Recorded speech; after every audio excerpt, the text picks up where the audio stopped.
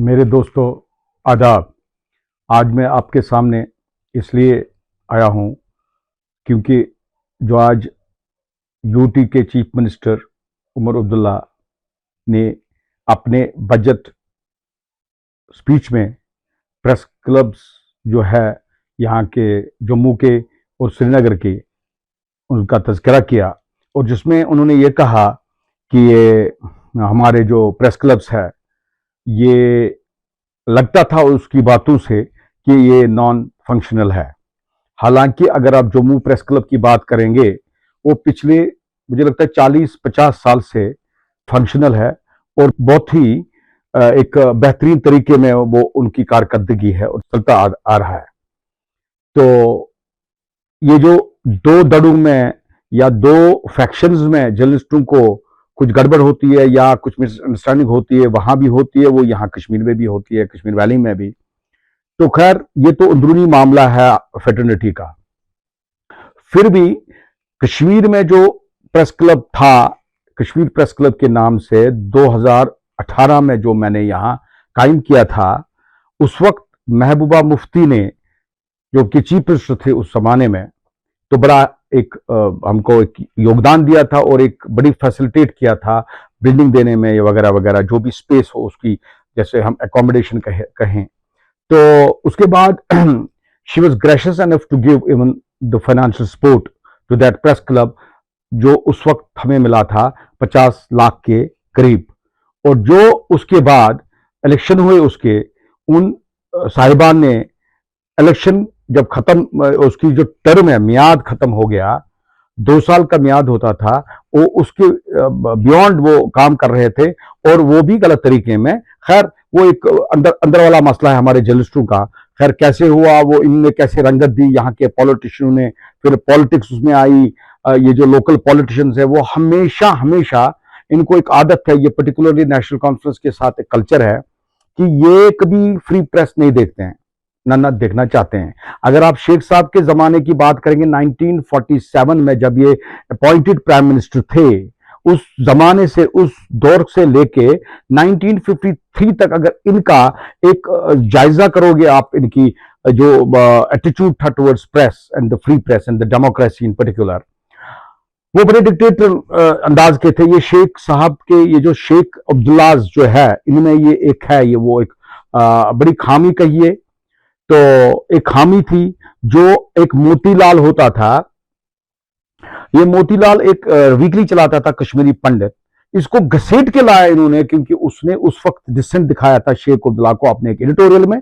एक अखबार वीकली निकालता था वो, उसको घसीट के लाया।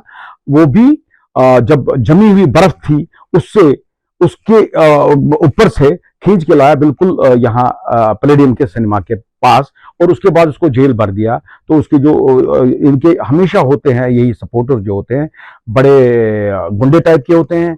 वो जो ये जो उस वक्त का जमाना था, उस वक्त इसने एक बनाया था वो टास्क फोर्स टाइप का, एक स्पेशल स्क्वाड जिसको कहते थे, वो ही करते थे ये काम, वो होते थे इसी के अपने गुंडे शुंडे। खैर, यही है जमाना, कभी डिसेंट इन्होंने बर्दाश्त किया ही नहीं है, इसलिए ये फूट डालना चाहते हैं हमेशा कश्मीर प्रेस में।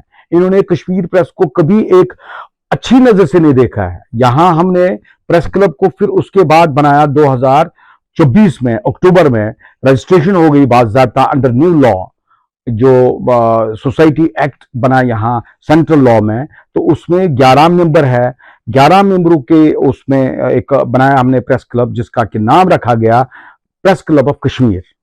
प्रेस क्लब ऑफ कश्मीर क्यों रखा? Otherwise would have revived the earlier one, जिसका मैंने वो नाम रखा था उस वक्त, कश्मीर प्रेस क्लब। मैं इसकी जानकारी के लिए ये बोलूंगा, ये उमर साहब की जानकारी के लिए, उस वक्त मैंने ही रखा था नाम। अदरवाइज महबूबा मुफ्ती के जो मंत्री थे उस वक्त, मिनिस्टर साहब थे वो, ये हसीब दाबू साहब थे, उन्होंने इसका नाम रखा था। जो भी इवन असेंबली में उसने पास भी किया, उस वक्त उन्होंने नाम रखा था ऐवान सहाफत। मैंने उनको ये बोला था कि ऐवान सहाफत समझेगा सिर्फ कश्मीरी और उर्दू वाले पढ़ने वाले, क्योंकि इसकी जो फौकियत है, जिसकी एक इंपॉर्टेंस है, सिग्निफिकेंस है कश्मीर की, वो सारी दुनिया में है। बारिज्म की बात छोड़िए, मैं कहता हूं दुनिया में नोन है Jammu and Kashmir by the name of Kashmir. So Kashmir as a particular significance एक है, तो इसलिए मैंने इसका कश्मीर प्रेस क्लब रखा था। हालांकि ये भी सही बात है कि बहुत सारे डिस्ट्रिक्टों से, जितने भी यहाँ 10 डिस्ट्रिक्ट्स है, अलग अलग तरीके में उन्होंने बोला था कि भाई हम, आपने रखा कश्मीर प्रेस क्लब, हमको भी प्रेस क्लब बनाना है। ऐसे कुपवारा का एक बंदा है, उसने कहा कुपवारा में बनाना। मैंने कहा बनाओ जी, आपको जहां जहां बनाना है बनाओ, everybody has a right to just set up this press club. तो मगर इसमें गवर्नमेंट की कोई मुदाखलत नहीं होनी चाहिए। ये प्रेस क्लब तभी आबाद रहता है और कामयाब रहता है। मगर अनफॉर्चुनेटली, और मैं ये कहूंगा कि हमेशा ये जो यहाँ की रूलिंग क्लास है, जो भी पॉलिटिकल पार्टीज है, ये कहीं ना कहीं इंटरफेयर करते हैं हमारे इसमें अंदरूनी मामलात में, क्योंकि ये एक तसल्लुत रखना चाहते हैं, अपने एम्बेडेड जर्नलिस्टों को रखना चाहते हैं हमारी तंजीमों में। इससे क्या होता है, एक फूट होता है जिसके कि वो उसका लिखना चाहता है, ये इसका, ये दे वांट टू जस्ट एक नचाना चाहते हैं जर्नलिस्टों को अपने हाथों पे, चाहे पैसों की सूरत में या किसी तरीके में। खैर, मैं इनको, यहाँ के जर्नलिस्ट हमारे जो साथी है, कलीग्स, इनको इनको कोई ये नहीं है, मैं ये इन पे इल्जाम नहीं देता हूं। इल्जाम इसलिए नहीं देता हूं क्योंकि मुझे पता है इनकी साख्त क्या है, ये कहां तक बेचारे कर सकते हैं, कितना रेजिस्ट कर सकते हैं। अगर मैं आपको बताऊंगा मेरे दोस्तों और साथियों कश्मीरियों, ये सुनो, क्योंकि यहाँ का जो प्रेस है ये डिपेंडेंट है यहाँ के एडवर्टीजमेंट्स पे। बहुत अफसोस की बात है, और इनके कोई उसूल नहीं होते हैं। जब पैसे की बात आती है, जब पेट पे हालात आता है, उसूल खत्म होते हैं। हम जैसे लोग जिन्होंने main stream, Indian main stream अखबारों में काम किया हुआ है, हमको चाहिए नहीं कि पैसा, गन्ना गवर्नमेंट पे हम डिपेंडेंट है, ये आप याद रखिए। इसलिए ये बड़े झुक जाते हैं, ये इनकी आमा पे चलते हैं, जो ये कहते हैं वही करते हैं। खैर, आज ये डिस्टॉर्ट आज किया, और इसने, उमर साहब ने, जबकि इसने ये बोला कि कश्मीर में कोई प्रेस नहीं, ये प्रेस क्लब नहीं है, और सरियन गलत है ये। मैं आपको ये भी दिखाऊंगा कि जो हमारी ये जो रजिस्ट्रेशन है, वो रजिस्ट्रेशन हुई है अंडर न्यू लॉ, जो यहां इस पे हो गया ये apply on Jammu and Kashmir. तो मुझे ये बताइए, उमर साहब ने बड़े इस वक्त वादे किए और कहा, बहुत कुछ कहा अपने इसमें नए बजट में, ये जो पहला बजट था यूनियन टेरिटरी में। मुझे ये बताइए, जो उमर साहब अपनी साख्त पहले ठीक कर रहा है, अपना स्टेबिलिटी अपनी चाहता है, वो आदमी क्या प्रेस क्लब को करेगा? ये मुझे बताइए। अगर मैं ये सवाल करूं उमर साहब को कि भाई उमर साहब, जिन पैसों को आज ये उधर उधर कर रहे थे बातों से, फिगर से, क्या आपके पास सचमुच virtually you have a money in your kitty? You don't have. So आप हमें करोगे क्या? एक्सेप्टिंग कि आप दबाव से वो करते हो किसी ब्रोकरेट्स को। अदरवाइज मैं दूसरी बात यहां करना चाहता हूं आपको बावर, सारे के सारे जितने भी क्लब्स है कश्मीर और जम्मू में, they are under the preview of LG. So we don't want, मैं उनसे भी दरखास्त करता हूं, इस साहब से भी दरखास्त करता हूं कि बस करिए, आप प्रेस में बिल्कुल इंटरफेयर मत करिए। हमें पता है आप कितने इनके प्रेस के वो चैंपियन हो, बिल्कुल नहीं हो, मुझे पता है। आप बड़े विंडिक्टिव हो, आई नो दैट। जैसे होता है आपके ट्रेड्स है, ये आपका तरीका है, बिकॉज हमेशा के हम, ये नहीं है कि you are not that soft, I know that. और मुझे ये भी पता है कि आप उमर साहब कितने कान के कच्चे हो।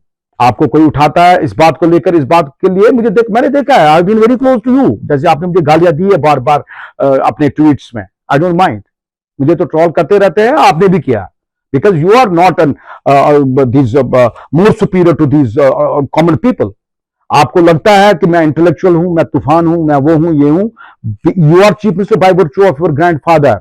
यू आर रूलिंग क्लास का जो मेंबर हो आप, बिकॉज आप पैदा हो गए हो शेख खानदान में। इसका मतलब नहीं है कि कल को आप हमें भी आप रूल करोगे। जर्नलिस्टों को रखना चाहिए, हमको अपनी एक खुद मुख्तारी है जो हिंदुस्तान के आईन ने दी है हमें। मुझे बताए, हम नेशनल कॉन्फ्रेंस के गोदी मीडिया नहीं बनना चाहते हैं। मैं उमर साहब को आपको बावर करना चाहता हूं। So please for God sake, don't interfere in our own affairs, our affairs will not take any concession from you. Please for God sake, आप अपने आप को ठीक करिए और अपनी पोजीशन ठीक करिए। पहले आप अपने आप को ये बताइए, आप तो दुहाई देते रहते हो, आप तो रोते रहते हो रोज कि मेरे पास वो नहीं है, ये नहीं है। हाँ, ऐश आराम की जिंदगी है, you will not leave this. अगर वो सोने की बात करे, one should feel bad about it, the way you have been degraded. 17वां नंबर पे हो आप, खुद बोला आपने कल कहीं, मैंने सुन रहा था, मैं कहा मेरी पोजीशन क्या है। हाँ, असेंबली में ही कहा आपने, your position is at 17th position. 17th position में हो आप। वारंट ऑफ प्रेसिडेंस में। तो आपको इसलिए मैं मेहरबानी करके आपको अपील करता हूं, please don't interfere in press clubs. आप जम्मू वाले प्रेस क्लब को देखिए, इस वक्त उनको आपस में फ्यूड चल रहा है, that is being looked upon by the two retired session जज और डिस्ट्रिक्ट जज, whatever we call them. तो वो चलाते हैं प्रेस क्लब। उन्होंने कभी आपको ये नहीं बोला कि कोई कू हुआ है, मिलिट्री कू, वहां नहीं आपने बोला मिलिट्री कू हुआ, आपने वहां नहीं बोला कि इनकी लड़ाई चल रही है। यहां तो आप दुहाया दे रहते हो, सबके सब निकलते हैं, डंडे निकल करते हैं जब हम सच बोलते हैं। आपस में हमको रंजिशें हो सकती है, हमको हो सकती है लड़ाइयां, मगर मैं गवर्नमेंट से अपील करता हूं, प्लीज डोंट इंटरफेयर इस यूटी गवर्नमेंट से headed by this man called Umar Abdullah. Please don't interfere in our affairs. ये हमारा अंदरूनी मामला है, we don't want any concession from you. रही बात इन गरीब हमारे अखबार वालों की, हम इनको साथ देंगे, हम इनको बताएंगे क्या चाहिए आपको, हम देंगे। बट आप उनसे मिलते हो अकेले में, मुझे पता है कौन उकसाता है आपको, ये भी पता है मुझे। Please don't get by their go by their words.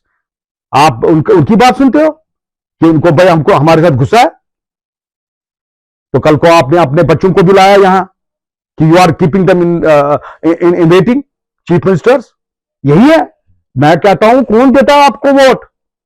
धोखेबाजी से वोट ले इन बेचारों से। एक मिस्कीन कौम है ये, बेचारे लालच में आते हैं हमेशा, ये जैसे हुआ, जैसे शेख साहब ने किया इनको।